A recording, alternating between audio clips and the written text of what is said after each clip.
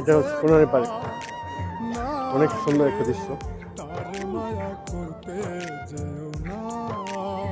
সন্ধ্যা ঘনিয়ে আসছে।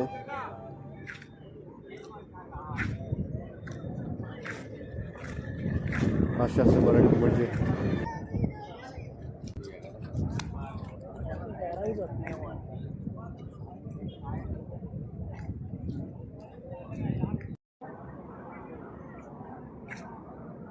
যাই হোক, সাগর পাড়ে অনেক সময় টাইম দিলাম, অনেক ঘোরাঘুরি করলাম, অনেক এনজয় করলাম। বাস আসার টাইম হয়ে গেছে, এখন চলে যাবো। হাতে মাছ ধরো লাগছে, আবার কোনো এক সময় আসবো।